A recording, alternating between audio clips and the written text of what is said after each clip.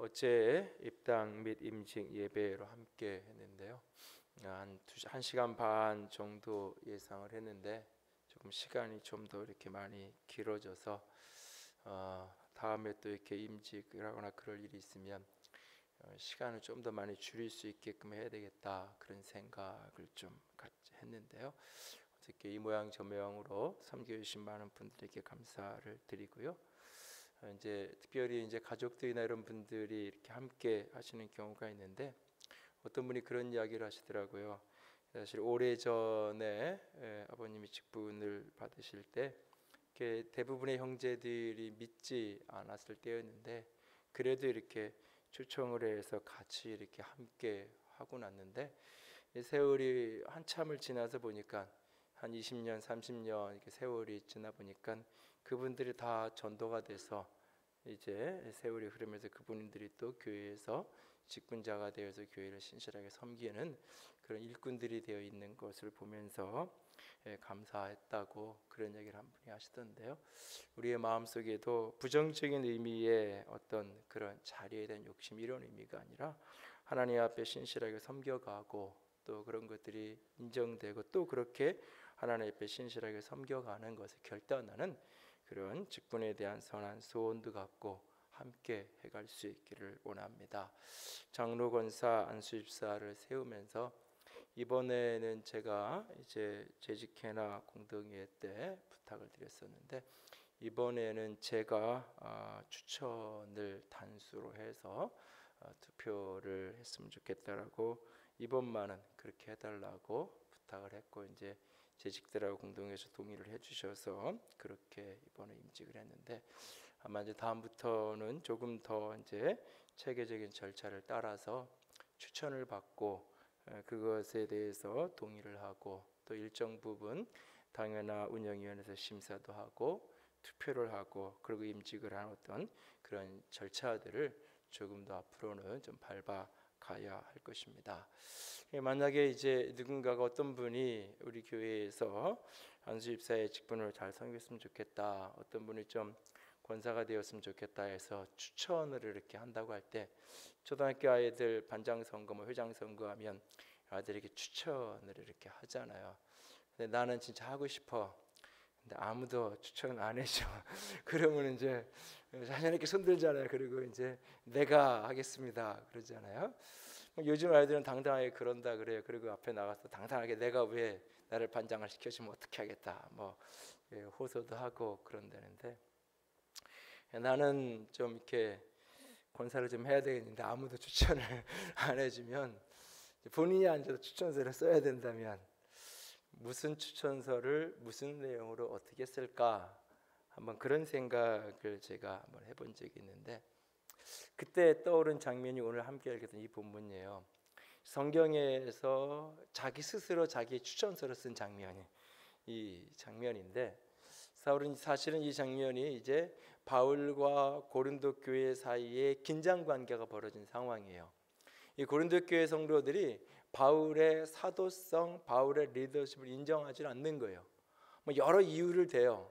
대표적인 이유는 바울 당시는 예수님과 함께 생활했던 12제자들은 다른 사람은 다 이렇게 3년을 같이 살았는데 당신은 그런 적이 없는 사람 아닙니까? 라고 하면서 바울의 어떤 권위를 인정하지 않는 그런 부분도 있고, 또는 이제 이 글로 보니까 바울의 편지나 이런 글로 볼 때는 굉장히 권위 있고 말씀의 깊이도 있고 그렇게 느껴지는데, 직접 만나 보니까, 직접 참석해서 요즘 말로 바꾸면 설교 한번 들어보니까는 영 시원찮은 것 같은.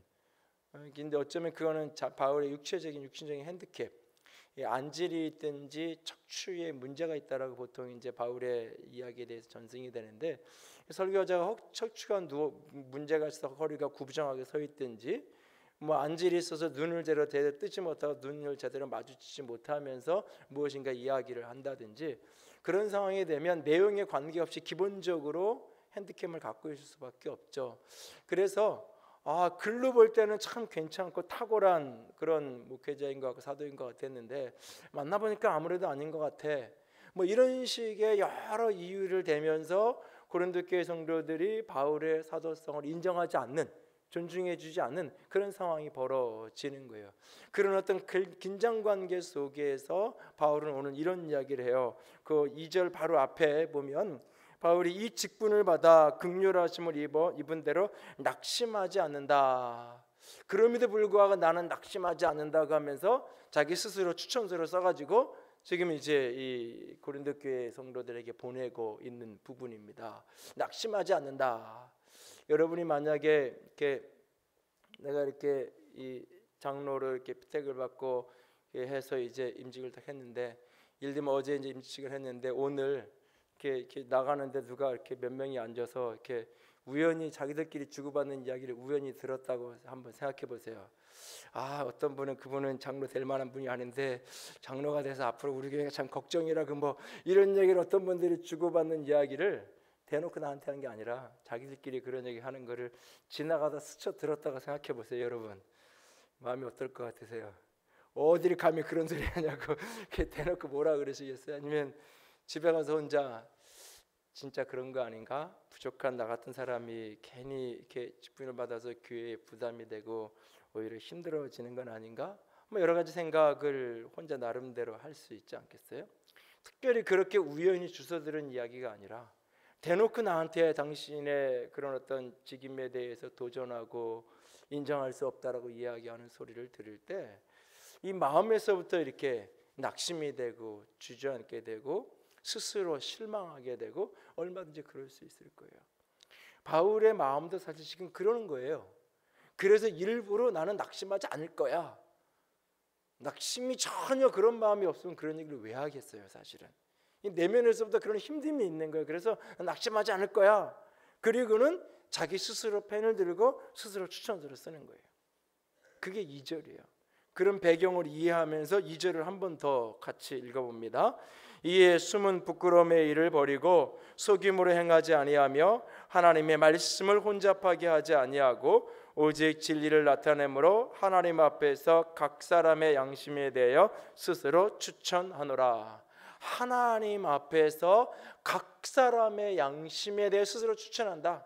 그러니까 하나님 앞에서 내 양심에 나는 부끄러움 없어, 나는 이런 직분을 감당할 만해 라고 자기 양심만을 이야기하는 게 아니에요. 각 사람, 나를 우연히 본 사람, 멀리서 보는 사람이 아니라 진짜 내가 어떤 사람인지를 겪어서 아는 사람들의 양심에 대하여 하나님 앞에서뿐만 아니라 내 자신과 내 곁에 있는 각 사람의 양심에 대하여 나는 스스로를 내가 추천한다.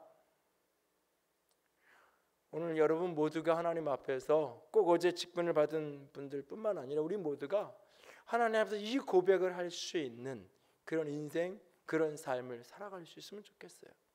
하나님 앞에서 각 사람의 양심에 대하여 나는 내 스스로를 추천한다, 스스로 추천한다 라고 당당하게 고백하고 선포할 수 있는 하나님의 사람. 그가 오늘 그렇게 고백하는 이유를 바로 앞에서 2절 앞부분에서 이야기하고 있는 거예요. 숨은 부끄러움의 일을 버리고 속임을 행하지 아니하고 하나님의 말씀을 혼잡하게 하지 않고 진리를 나타냈다라고 말씀하고 있어요. 이 모든 이야기의 핵심 키워드는 속임이라는 표현이에요. 거짓에 대한 문제이에요. 오늘 스스로 자기 추천서를 쓰고 있는 그 핵심 중심이 뭐냐? 나에겐 거짓이 없다라고 지금 이야기하고 있는 것을 보게 됩니다. 거짓, 속임, 소금. 이 매월 넷째 주마다 올해 들어서 이 영적 전쟁, 사단의 견고한 진, 우리의 인생을 무너뜨려가는 사단의 견고한 진에 대한 이야기들을 나누고 있어요. 1월 달에는 우상 숭배에 대한 이야기를 했고 2월 달에는 불신에 대한 이야기를 드렸고 지난달에는 교만에 대한 이야기를 드렸어요. 이 베스모어는 이 부분을 거짓에 대한, 그리고 이 네 번째가 이제 거짓인데 거짓에 대한 이야기를 하면서 거짓은 마치 그런 어떤 사단의 견고한 진들을 하나로 묶어주는 접착제와 같은, 본드와 같은 역할을 하는 게 이 거짓이다라고 이야기하고 있어요. 하나님만이 참 신이고 하나님만이 내 인생의 생사회복을 주관하시는 참 하나님이에요. 그런데 내가 다른 것에 속으면, 어두움에 내가 속으면, 이것이 하나님인 줄 속으면 그걸 내가 섬기게 되잖아요. 그게 바로 우상숭배가 되는 거죠. 또한 동시에 불신, 하나님이 내게 말씀하시는 것, 하나님이 성경에 내게 계시하고 가르쳐준 대로 하나님을 믿으면 되는데 그것이 하는 다른 소리들을 누가 하는데 내가 그것을 그 거짓에 속으면 하나님을 믿지 않게 되고 불신하게 되는 거예요. 교만, 하나님이 나를 보는 그 눈, 하나님이 나에 대해서 평가하시고 말씀하시는 것을 내가 정직하게 그대로 진리를 받아들이면 되는데 그렇지 않고 내가 거짓말에 속으면 결국 내가 교만의 함정에 빠지게 되어 있는 거예요. 모든 사단의 견고한 진의 핵심 속에 이 속임과 속음이라는 이 거짓의 문제가 담겨져 있어요. 특별히 우리는 이 거짓에 대한 이야기를 할 때 대부분 능동형으로서의 거짓, 내가 누군가를 속이는 문제와 관련된 이야기를 많이 다루게 돼요. 뒤에서도 그 이야기를 좀 오늘도 다루게 될 거예요. 그런데 이 속이는 문제를 이야기하기 전에 특별히 영적 전쟁과 관련된 이 부분에서는 내가 속는 부분하고 깊이 관련이 있는 거예요. 내가 누구를 속인 것 때문에 내가 사단의 공격을 받는 것 이전에 내가 사단에게 속는 거예요. 거짓된 것에 내가 속아서 하나님이 아는 다른 것을 섬기게 되고, 거짓된 사단의 논리에 내가 속아서 하나님을 온전히 신뢰하지 못하고 불신하게 되고, 거짓된 논리에 내가 속아서 자기 자신을 스스로 잘못 평가해서 스스로 교만의 함정에 스스로 빠져들게 되는 거죠. 그러니까 우리는 보통 거짓에 대한 이야기를 하면 거짓말을 안 해야 돼, 거짓말하지 않고 진실하게 살아야 되라는 초점을 이야기하는데, 그것보다 더 중요한 본질적인 부분은 어떤 부분? 내가 속는 문제, 이 부분이에요. 베스모는 사람들이 쉽게 속아 넘어가는 사단의 여러 거짓말들을 이야기하는데, 대표적인 한 10여 가지를 이야기하는데, 그냥 이대로가 낫겠어, 돌이키기엔 너무 많이 와버린 걸, 우리의 관계가 잘못된 건 아니야, 사람들이 우리를 이해하지 못할 뿐이야, 하나님께서 신실하시다는 건 알아, 하지만 적어도 그분은 날 위해서 일하시는 것 같진 않아, 나는 원래 그런 사람이야, 이런 식의 여러 가지 이야기들이 우리들이 분명히 사단이 던져주는 거짓말임에도 불구하고 그것을 진실인 줄 받아들이고 속아서 결국은 영적 전쟁에서 실패하게 되고 패배하게 되고 사단의 먹거리가 되고 많은 그런 모습에 대한 이야기를 우리에게 주고 있는 것을 보게 돼요. 여러분, 우리가 그리스도인으로 믿음의 생활을 해가면서 이 속이는 문제보다 더 중요한 문제가 사실 이 속는 문제, 이것이 중요한 포인트 중에 하나, 특별히 영적 전쟁과 관련해서. 그래서 오늘 바울은 내가 속임으로 행하지 않았다, 누군가를 속이지 않았다, 나는 속지 않았다라고 그런 고백하는 것으로 본문을 풀어가고 있는 것을 보게 되어집니다. 오늘 우리 모두가 거짓의 영, 이 속임의 영을 꺾고 진리 안에서 승리할 수 있는 우리 모두가 될 수 있기를 원합니다. 어떻게 해야 될까요? 몇 가지 이야기를 드립니다. 첫 번째로, 속지 않으려면 속이지 않아야 합니다.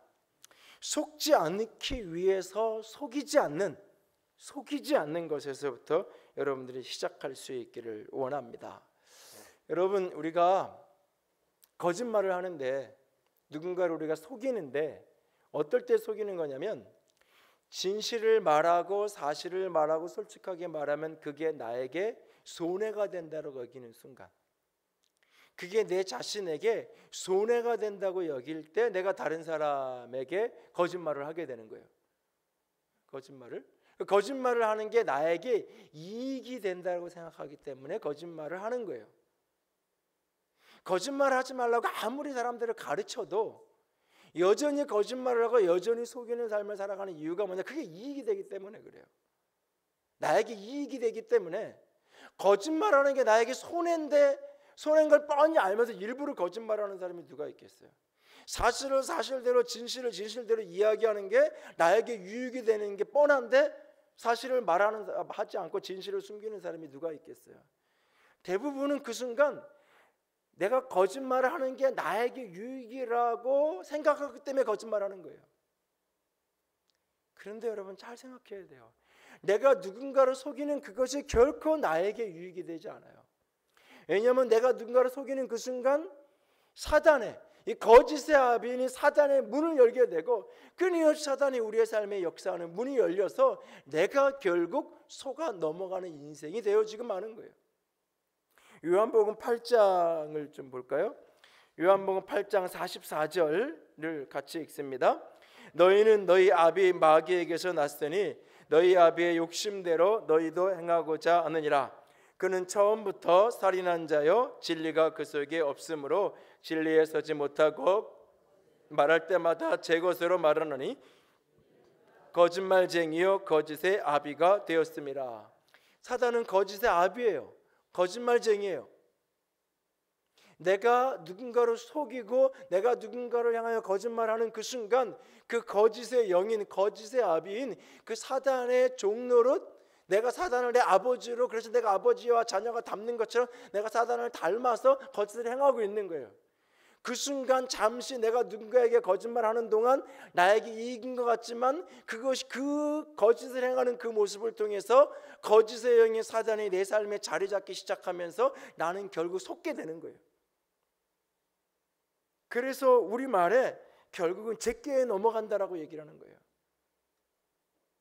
거짓말을 하는 게 당장은 유익인 것 같은데 거짓은 또 다른 거짓을 계속 불러오면서 결국은 자기 인생을 패가망신으로 만들고 결국은 자기 인생을 실패의 인생으로 만들어버리고 마는 그런 모습을 우리는 얼마든지 어렵지 않게 주변에서 찾아볼 수 있어요. 내가 누군가를 속이지 말아야 될 이유가 뭐냐? 당장 보이는 작은 이익이 있는지 모르지만 그것은 내 인생의 치명적인 상처, 치명적인 독을 내가 먹는 치명적인 독을 받아들이는 거랑 똑같은 거예요. 그것이. 그래서 내가 속지 않기 위해서 속이지 않은 인생을 살아가야 하는 게 바로 거기에 이유가 있는 거예요. 여러분, 특별히 우리가 삶을 살아가면서 의도적이고 작정하고 하는 거짓말, 그런 거는 차라리 괜찮아요. 괜찮다는 의미가 그런 거짓말을 해도 된다는 의미가 아니라 돌이킬 가능성이 조금 더 있어요. 그런 거짓말은. 왜? 마음만 먹으면 나는 이런 짓 안 하고 살 거야, 이렇게 살고 싶지 않아 라고 결심하고 결단하면, 깨닫고 결심하면 의도적이고 계획적인 거짓말은 그래도 돌이키기가 조금 더 쉬워요. 근데 진짜 어려운 건 뭐냐면 습관적이고 무의식적인 거짓말이에요. 자신이 거짓말을 하면서도 이걸 거짓말이라는 인식 자체가 약해요. 그리고 아주 한 5분 10분만 지나면 금방 드러날 일들을 습관적으로 거짓말을 해요. 습관적으로. 당신 차 어디다 두고 올라왔어요? 집 앞에, 우리 집 앞에 가까운데 바로 나가면 다시 계속 올라왔어. 무슨 일이 있다가 우리 그럼 어디 좀 갑시다 그러고 나가요. 나가는데 집 앞에 없어. 저 멀리 있어. 뭐 그렇게 해야 될 이유가 없잖아요. 근데 그렇게 습관적으로 거짓말을 해요. 자신이 거짓말하는지도 모른 채로 그런 작은 일들 속에서 결국 그러다가 어느 날 인생의 큰 일들 속에서 회사의 공금을 건드리게 되고 뭐 이러면서 이렇게 인생 전체가 나락으로 떨어지게 된 한 분을 제가 본 기억이 있어요. 그 작은 무의식적인 습관적인, 자신이 거짓말하고 누가 왜 당신 이런 거 가지고 거짓말하냐고 그래도 그게 뭐 어때서?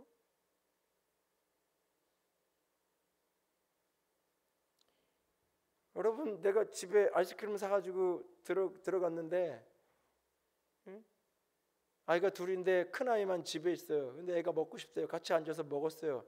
근데 이 아이가 좀 동생을 생각해서 조금 남겼으면 좋겠는데 다 먹어버렸어요. 그러고 났으면 퇴근하는 남편에게 전화해서 들어오는 길에 오늘 아이스크림 이렇게 먹었는데 좀 이렇게 둘째 주게 좀 하나 더 사오라고 전화를 하든지, 아니면 나중에 그 아이에게 오늘은 그냥 형이 먹었으니까 오빠가 먹었으니까 내일은 더 사줄게 이렇게 이야기를 하면 되잖아요. 근데 그게 아니라 야, 안 먹었다 그래? 아빠한테도 동생한테도 너랑 나만 하는 거 안 먹었다 그래? 아무것도 아닌 것처럼 속이잖아요. 그게 리브가가 야곱이랑 짜고 아버지 이삭을 속인 거랑 무엇이 다를까요? 아버지의 축복을 빼앗기 위해서, 장자권을 빼앗기 위해서, 아버지로부터 내려오는 그 축복의 흐름을 빼앗기 위해서 엄마가 아들하고 짜서 아버지를 속이고 그 기도를 받은 장면과 무엇이 다를까요? 그리고 그날 이후 야곱은 20년 동안 속는 삶을 살아가요. 그 외삼촌 집에 가서 라반의 집에 가서 20년 동안 그토록 사랑해서 7년 동안 내가 7년을 하루처럼 며칠이 되지 않는 것처럼 노예살아하면서 한 여인으로서 인생을 드렸는데, 예? 결혼식하고 신혼 첫날 밤을 보내고 나서 다음날 아침에 눈 뜨니까 다른 여자가 누워있어요. 그 일부터 시작해서 20년 동안 수없이 속고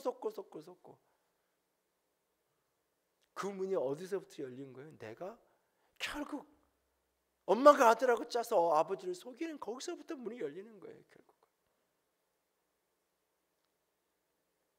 일상생활 속에서 사소하고 작은 것들, 아무렇지도 않게 생각하는 그런 어떤 거짓들,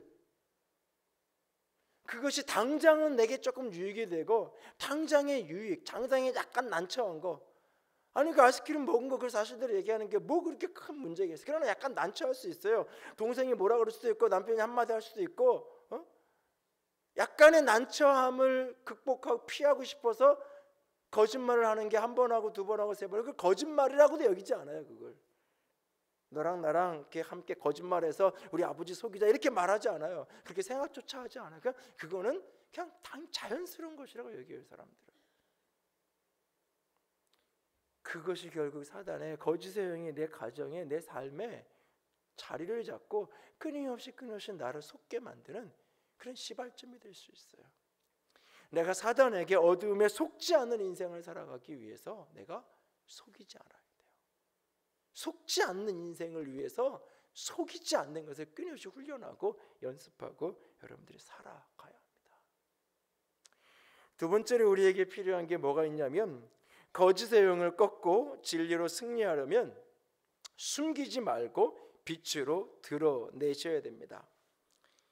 감추고 숨기지 말고 빛 가운데 드러내야 돼요.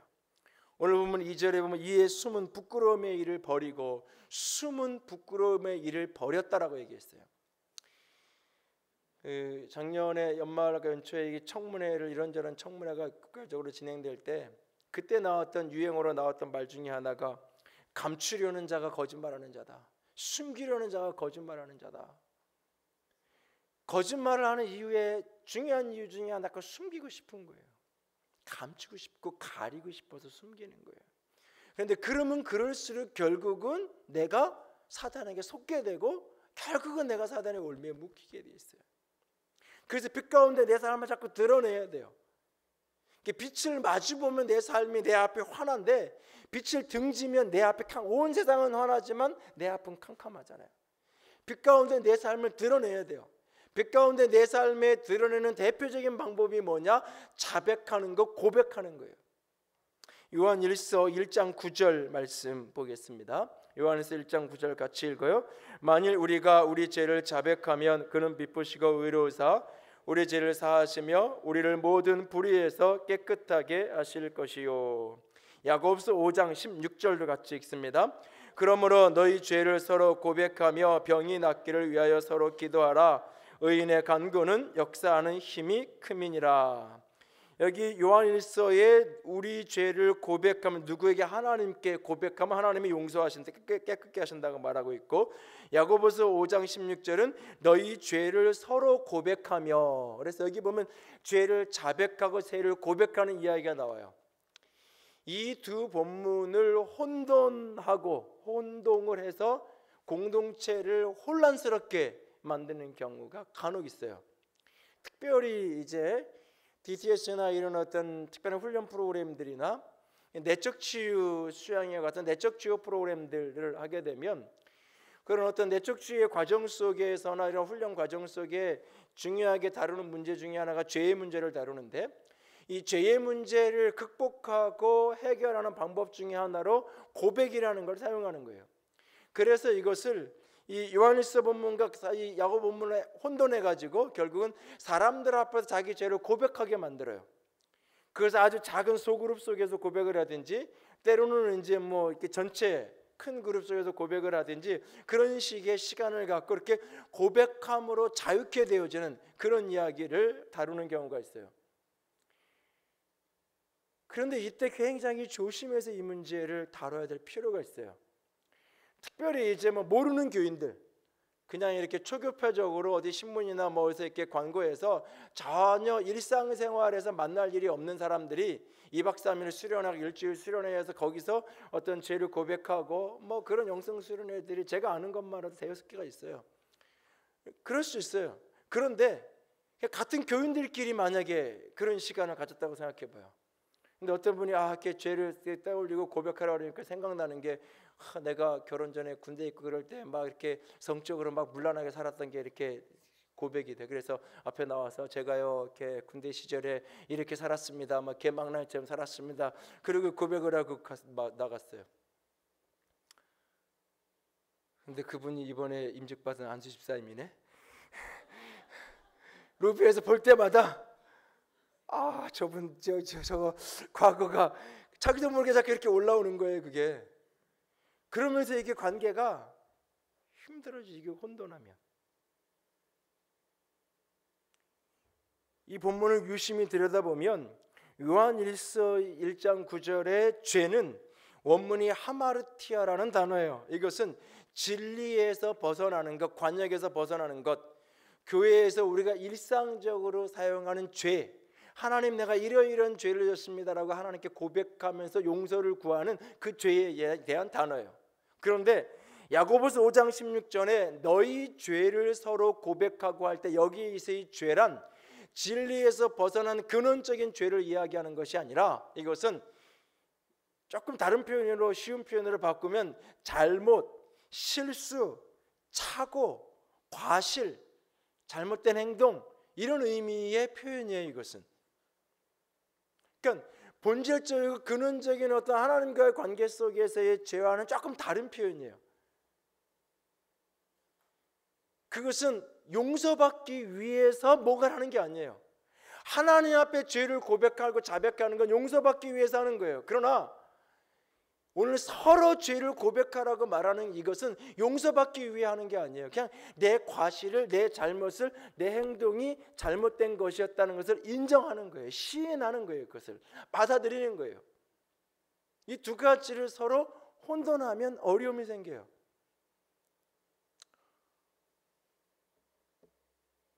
부부가 결혼을 해서 신혼여행을 갔어요. 하와이를 가서 아주 우리나라에 별도 잘 안 보이는데 별이 많은 하늘을 보면서 근데 이제 내가 결혼을 하고 가정을 새롭게 부부가 시작하는데 이 부부 사이에 거짓이 있으면 안 된다고. 내가 진실을 고백하는 이 밤에는 고백해야 되겠다라고. 남자가 옆에서 신랑이 내가 당신을 너무너무 사랑하는데 내가 당신과 나 사이에 거짓이 있으니 내가 견딜 수가 없다고. 내가 당신에게 진실을 고백하고 싶다고. 사실 내가 당신을 만나기 전에 이런 여자를 만났고 내가 그랬는데 내가 결혼식 전 어저께 내가 그 편지를 다 불태우고 내가 다 그리고 내가 당신이라고 결혼했다고. 그걸 듣는 순간 어제까지 갖고 있었단 말이야. 여자는 이제 속에서 이게 부글부글 끓는 거예요, 여러분. 그래서 그 행복한 신혼생활 3년을 그거 치유하느라고 신혼여행 간 3박 4일 5박 6일 기간이 지옥같이 보내고 와서 오자마자부터 이걸 살아 못 살아 그러다가 못 살 수는 없겠고 상담도 찾아다니면서 내적 치유받고 이거 상담해서 이렇게 부부 클리닉 다니고 하나님 앞에서 내가 고백하고 인정하고 잘못을 시인하고 받아들여야 될 것들이 있고 사람들 앞에서 내가 잘못했습니다. 내가 실수하고 과오를 저지른 것 그리고 사람들에게 드러난 것들 위해서 내가 은밀한 것을 사람들 아무도 모르는 비밀을 터뜨려서 이야기하려는 말이 아니라 서로 죄를 자백하려는 말이 내가 잘못한 거 저 사람들하고 이 사람들하고 다 알아요. 나만 고집 때문에 자존심 때문에 체면 때문에 잘못되는 거 잘못을 인정하지 않아. 그래서 자꾸 스스로의 인생을 어둠으로 끌고 가. 저는 지금 입건이 되어 있는 박근혜 대통령님을 보면서도 그런 생각이 들어요. 이건 하나님이 벌주식으로 작정하고 하나님이 끌고 가는 거라는 느낌을 나는 많이 받아요, 사실은. 모든 증거가 다 드러나는데 끝까지 아니라고 이야기를 해요. 그것이 자신에게 이익이 될 거라고 착각하고 있어요. 끝까지 속아요. 지금이라도 자존심을 굽히고 내가 잘못했다고 이런 실수를 했고 잘못을 했다고 인정하면 한국인들의 정서상 대통령까지 한 분을 교도소에 넣어놓고 그렇게 오랫동안 있는 거 웬만하면 구속 안 될 수 있어요. 불구속 상태로. 전에 국무총리나 이런 분들 다 뇌물 받고 그랬어도 구속 상태에서 재판을 받은 사람이 없어요. 어느 정도 설득하면 다 방법이 있어요. 제가 지금 보면 정권이 바뀌고 대통령이 누가 돼도 사면을 해주고 싶어도 해줄 수 없어요. 국민의 적어도 50% 이상은 최소한 자기 잘못을 인정은 해야 되지 않느냐고 그럴 거예요. 못 받아들일 거예요, 사실은. 제가 보기에는 5년이 걸릴지 10년이 걸릴지 모르겠어요. 스스로 자꾸 그렇게 가요. 모두가 다 아는데 나만 그렇지 않다고, 인정하지 않는다고, 시인하지 않고 고백하지 않는 거예요. 스스로의 인생을 자꾸 어둡게 만드는 거예요. 서로 죄를 고백하라는 말은 나만 아는 은밀한 내 속으로, 내가 집사님 내가 속으로 미워해서 내가 몇 년 동안 맨날 밤마다 당신을 죽였다 살렸다가 내가 그랬어, 내가 이제부터 내가 그런 삶을 안 살으려고 내가 용서를 구하고 내가 고백하는 거야. 그 이야기를 들은 그분은 집에 가서 그날부터 이제 머리 싸매야 돼요. 내 앞에서는 그렇게 천사처럼 맨날 웃고 교회만 가면 커피 뽑아주고 그러더니 뭐 마음으로는 맨날 밤마다 그랬다고? 이게 보통 일이 아닌 거예요. 그게 지금 그걸 서로 고백하라는 이야기를 오해하고 착각하면, 빛 가운데 자기 죄를 드러내고 인정하라는 말을 잘못 이해하면 이런 식의 어려움이 생기는 거예요. 하나님 앞에 내 죄를 고백하고 하나님께 용서받는 거예요.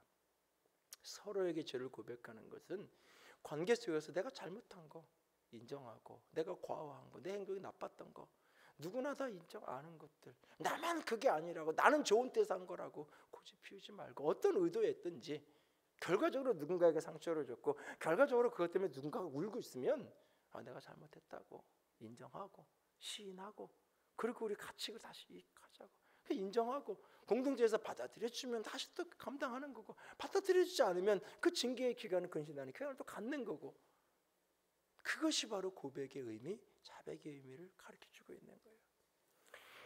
그리스도인이 오늘 삶을 살아가는데 사단에게 속지 않기 위해서 속이지 않는 삶을 살아야 할 뿐만 아니라 숨기지 말고 빛 가운데로 자신의 삶을 자꾸 가지고 나가야 돼요.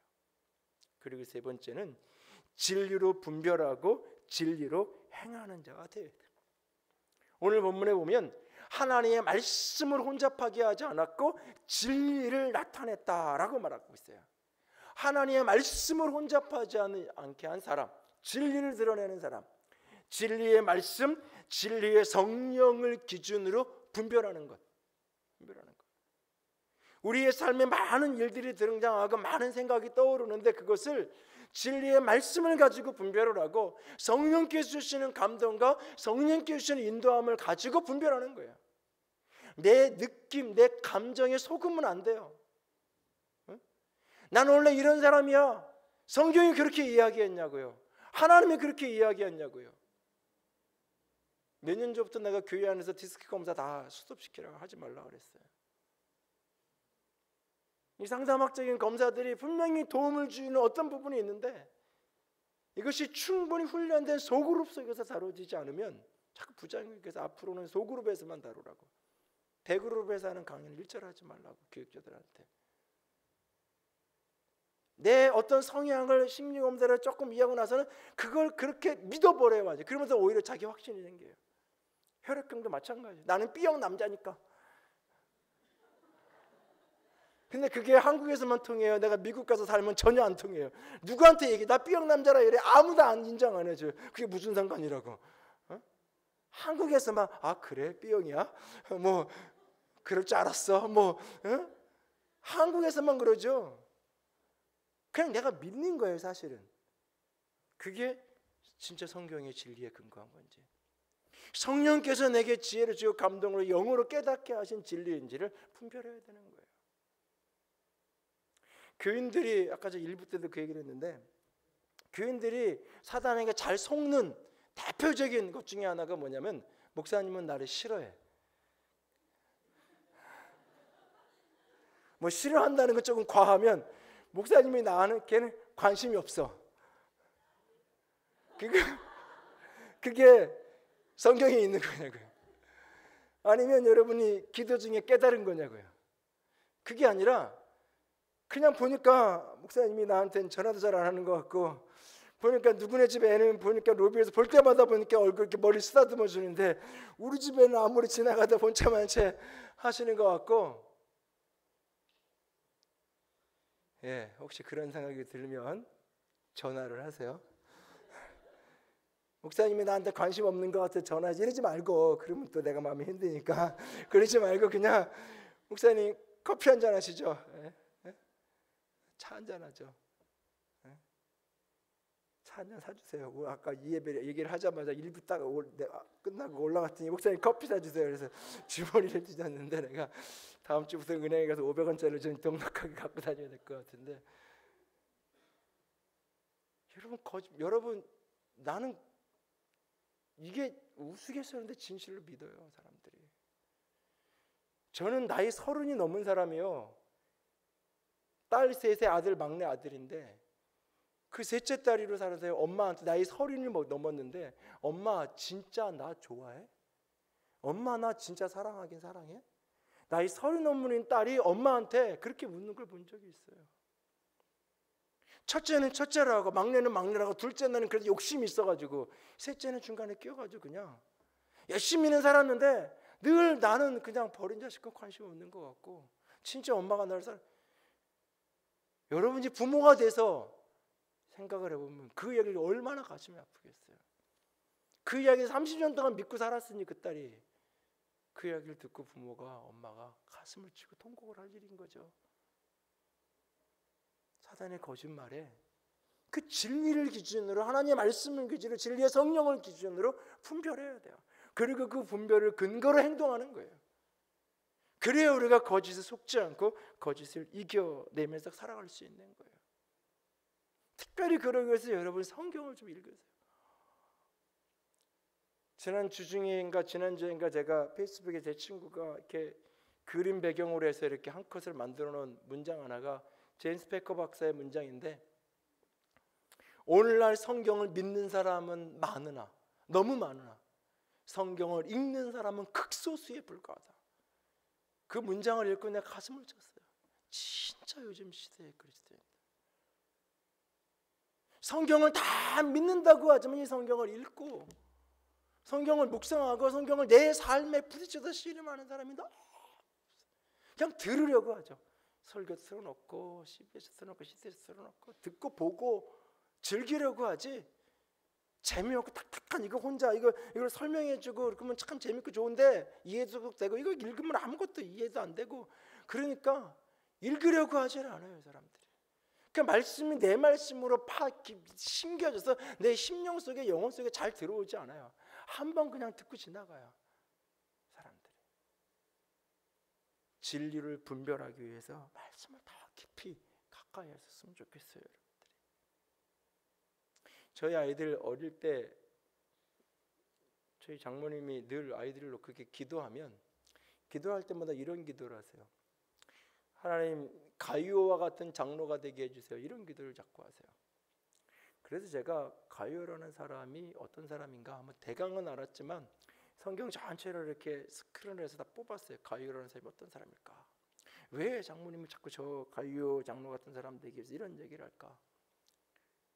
제가 뽑아서 한동안 연구를 좀 이렇게 했던 기억이 있는데, 그래서 이번에도 임직을 하면서 이렇게 임직자들 매뉴얼을 만들면서 장로의 성경적인 모델로 가이오 장로를 뽑아서 이제 나눴는데, 크게 성경은 두 가지예요.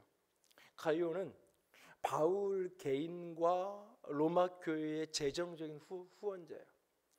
바울의 개인적인 재정 후원자이기도 하고, 그리고 로마 교회의 재정의 많은 부분을 그는 감당했던 사람이에요. 그 요한 3서를 보면 그는 수많은 사람들에게 환대했던, 교회의 어떤 손님들에게 어떤 사람이어든 최선을 다해서 환대하고 접대하고 받아들였던 그런 사람이 바로 이 가이오라는 사람이에요. 어제도 어떤 임직자 가족 되시는 분이, 예전에도 좀 안면이 있는 분이어서 인사를 나누는데, 목사님 이제 이렇게 영적으로만 교회에 이렇게 헌신하고 섬기는 게 아니라 재정적으로도 좀 교회에 보탬이 됐으면 좋겠는데 그렇지 못해서 좀 안타깝다고 그런 이야기를 이렇게 하시길래 제가 아니 이제 직분을 받았으니까 이제부터 하나님이 새로운 차원으로 또 기름 부으셔서 사용하실 거라고 기도해 달라고 이렇게 그런 짧은 대화를 잠깐 같이 나눴는데요. 재정적으로 교회 안에서 큰 역할을 하고 쓰임 받은 사람이 이 사람이에요. 그리고 이걸 딱 보고 내가 장모님이 이해가 되더라고요. 이제 애들 부자 되게 해달라고 기도하면 너무 이제 이게 계속 보이니까 가이오 같은 장로 되게 해달라고, 그게 사실은 부자들 잘 먹고 잘 살게 해달라고 하는 기도였더라고요. 뭐 내가 많아야 뭐 교회도 하고 뭐 그래도 뭐 후원다고 할 수 있는 거 아니에요. 그런데 가만히 가이오라는 사람을 또 한 면을 보니까 또 다른 측면 하나가 있어요. 그게 요한삼서 1장 3절 4절이에요. 같이 읽습니다. 형제들아 와서 내게 있는 진리를 증언하되 내가 진리 안에서 행한다 하니 내가 심히 기뻐하노라. 내가 내 자녀들이 진리 안에서 행한다 함을 듣는 것보다 더 기쁜 일이 없도다. 그는 진리 안에서 행하는 사람이었어요. 오늘 이 구절을 읽으면 참 감동이 밀려와요. 제 가슴에. 내가 내 자녀들이 진리 안에서 행한다함을 듣는 것보다 더 기쁜 일이 없다.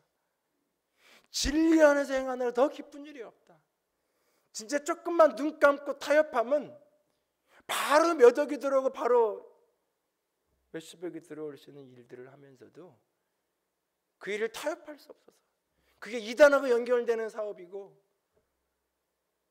또는 가짜로 내가 계약서를 만들어줘야 되는 일이어서 나는 그거 못한다고, 말씀대로 살겠다고. 그분이 그 일이 성사돼서 몇 억을 몇십억을 교회에다 헌금해서 기쁜 것보다 나는 그 유혹을 어떻게 이겨낼 수 있었을까? 나라면 못 이겼을 텐데. 하나님 감사합니다. 저런 분하고 함께 교회를 섬겨주셔서 감사합니다. 하나님 앞에 목회자로서 가장 큰 기쁨이라는 가운데 하나가 성도들이 진리를 살아가는 거예요. 하나님의 말씀이 기준이 되어서 성령께서 시키시니까 내 이익과 손해가 판단의 기준이 아니라 그것이 말씀의 가르침이고 그것이 성령이 내게 감동하시기 때문에 걸어가는 거예요. 그걸 볼 때 가장 큰 어떤 것보다 더 기쁜 일이라고 사로가 고백하고 있어요. 여러분, 내가 진리 가운데 살아갈 때 그것이 하나님께 영광이 될 뿐만 아니라 하나님의 사람 목회자들의 기쁨이 될 뿐만 아니라 온 교회 사람들이 가요를 만나고 오는 사람마다 사도 요한에게 증언하기를 그분은 진리 안에서 사는 사람입니다 라고 증언하고 있다라고 지금 말하고 있잖아요. 여러분이 자녀들에게 수십억을 수백억을 재산을 물려준들 어느 날 아버지가 독직 사건에 무슨 사건에 연루돼서 방송에 나오고 신문기사가 뜨면 수십억 수백억을 물려받은 아들인들 나는 누구의 아들입니다라고 당당하게 말 한마디 할 수 없는 인생을 그 자녀가 살아가야 한다면 그것이 무슨 영광이고 그것이 무슨 축복이겠어요. 어찌 보면 그것이 무슨 자랑이겠어요. 인생을 살면서 진리 안에서 행하는 것, 그것이 하나님 앞에서 내가 바로 사는 것일 뿐만 아니라 그것이 내 곁에 있는 사람들, 우리 자녀들을 진짜 행복하게 하는 거예요. 저는 언젠가 우리 교회에서 사역하고 지금 중국 선교를 하다가 태국에 있는 그 선교사, 나는 그 학창 시절을 알아요. 어렸을 때 뭐가 제일 힘들었냐고 목사의 아들로 살면서 너무너무 외로웠다고. 그 어머니 아버지는 평생을 교회에서 그냥 사셨던 분이에요. 엄마 아빠랑 같이 어렸을 때 집에서 잠을 자본 적이 없다고. 너무너무 나는 싫었다고. 때로는 믿고 때로는 분노하기도 하고. 근데 한국에서 내노라는 대학을 나온 당신이 왜 그럼 굳이 신대원을 간다 그러고 이렇게 목회자가 되기를 원하냐고 우리 교회 전사로 있을 때 내가 물은 적이 있어요. 근데 어느 날 보니까 아버지가 존경스럽더라고요. 그렇게 싫었는데 힘들었는데 목사의 아들로 사는 게, 근데 어느 날 보니까 그 아버지가 사는 게 그냥 자랑스럽더라고요. 그래서 저 선교하려고요.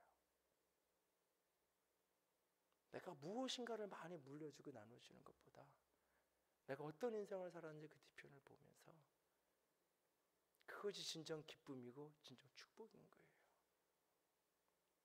우리가 속지 않기 원합니다. 그러기 위해서 속이지 않아야 되고, 그러기 위해서 내 삶을 숨기지 말고 빛으로 드러내야 되고, 진리로 말씀으로 진리의 영으로 내 삶을 끊임없이 분별하고 그 진리로 행해야 되는 거예요. 지난 연말에 차인표 씨가 KBS 연기대상의 베스트 커플상을 수상하면서 인터뷰를 하면서 이런 얘기를 했죠. 50년 살면서 느낀 게 3가지 있는데, 첫째는 어두움이 빛을 이길 수 없다. 둘째는 거짓은 결코 참을 이길 수 없다. 셋째, 남편은 결코 부인을 이길 수 없다. 이 3가지. 한 2주일이 지나서 그 인터뷰라고 그 소감을 2주일 한 방송 인터뷰를 그분이 하신 기사를 보았는데요. 사실 자신은 상을 탈 줄 몰랐다 그래요. 그래서 이게 앉아서 그냥 물구러미 이렇게 바라보면서 만약에 내가 저 앞에 선다면 무슨 얘기를 할까 순간 생각을 해요. 짧은 1, 2분 동안 무엇인가 사람들에게 희망의 메시지를 주고 싶은데 무슨 얘기를 하면 좋을까? 내게 있어서 가장 중요한 거를 이야기해야 되지 않을까? 그때 떠오른 게 세월호 긴 추모곡 진실은 침몰하지 않는다. 그 어린 아이들의 노래와 교창으로 합창으로 그 거리에서, 광화문 거리에서 함께 불렀던 그 노래 가사가 오버랩되면서 그게 떠오르더라고요. 근데 뜻밖의 베스트 커플상으로 뽑혀가지고 나가서 그 이야기를, 어둠은 빛을 이길 수 없고 거짓은 참을 이길 수 없다. 인터뷰 말미에 그는 이런 이야기를 해요. 어떻게 보면 이것은 인간이 사는 보편적 진리잖아요. 보편적 진리잖아요. 그런데 우리는 그걸 잘 믿지 않아요. 속이는 게 이익이라고 생각하고 그것이 처세를 잘하는 거라고 생각하고, 아니요, 다시 한번 하나님 앞에서 우리가 결단할 수 있게 합니다. 빛은 어둠을 이깁니다. 거짓은 진실을 참을 결코 이길 수 없습니다. 잠시 잠깐 이기는 것 같아서 반드시 드러나게 되어 있습니다. 하나님 앞에서 우리 모두가 조금 더 진리 안에 거하고 진리로 살아갈 수 있기를 주님의 이름으로 부탁을 드립니다. 항상 지식해 내 맘 바꾸사 영광의 말씀 43장 한 장 찬양하시고 기도합시다. 항상 진실케 내 맘 바꾸사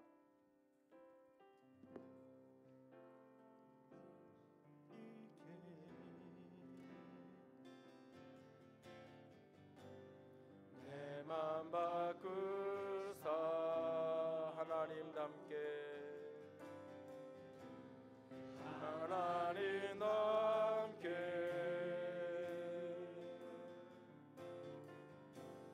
하여 주소서.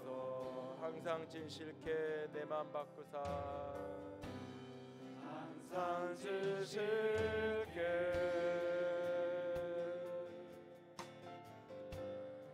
내 맘 바꾸사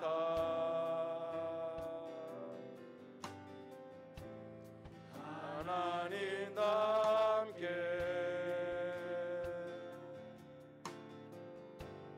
하여 주소서. 주는 토기장이 나는 진을 주는 토기장이 나는 진을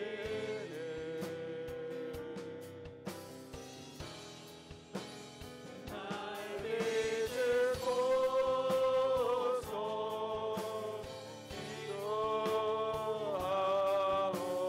기도하오니 항상 진실케 내 맘 바꾸사 항상 진실케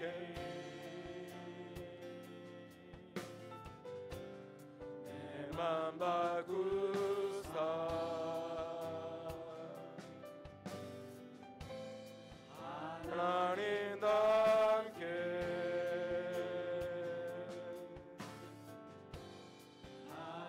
주소서. 기도합니다. 이에 숨은 부끄러움의 일을 버리고 속임으로 행하지 아니하며 하나님의 말씀을 혼잡하게 하지 아니하고 오직 진리를 나타내므로 하나님 앞에서 각 사람의 양심에 대하여 스스로 추천하노라. 주님, 내가 이렇게 고백할 수 있는 인생 살게 하여 주시옵소서. 사단의 거짓된 속임에 아버지의 거짓말에 속지 않게 하여 주시옵소서. 진리로 분별하고 진리로 살아가게 하여 주시옵소서. 함께 기도합니다. 사랑의 하나님, 영광의 하나님, 주님 진리의 빛으로 진리의 영으로 진리의 능력으로 가득 아버지 기름 부어 주시옵소서. 아버지의 빛으로, 아버지의 사랑으로, 아버지의 거룩함으로, 아버지의 존귀함으로, 아버지의 아름다움으로 가득 아버지 기름 부어 주시옵소서. 아버지의 빛으로, 아버지의 생명으로, 아버지의 사랑으로 가득 온전히 사로잡아 주시옵소서. 온전한 영으로 비춰 주시옵소서. 아버지 진실하게 진리 안에 거하며 진리 안에 살아가는 진실한 이 사람 되게 하시옵소서.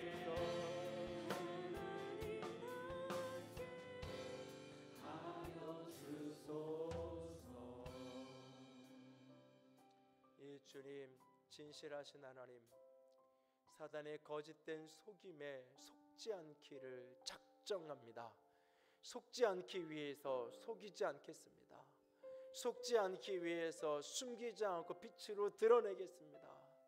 속지 않기 위해서 주님 진리로 분별하고 진리로 행하겠습니다. 그렇게 살 수 있도록 도와주시옵소서. 주님 사랑합니다. 우리 주님 예수님 이름으로 기도드렸습니다. 아멘. 이제는 우리 주 예수 그리스도의 은혜와 하나님 아버지의 놀라우신 사랑하심과 성령 하나님의 교통하시며 기름 부으시는 그 은혜가 오늘도 진리로 살아가기로 작정하는 모든 이들 위해 이제로부터 영원토록 함께 있을지어다. 아멘.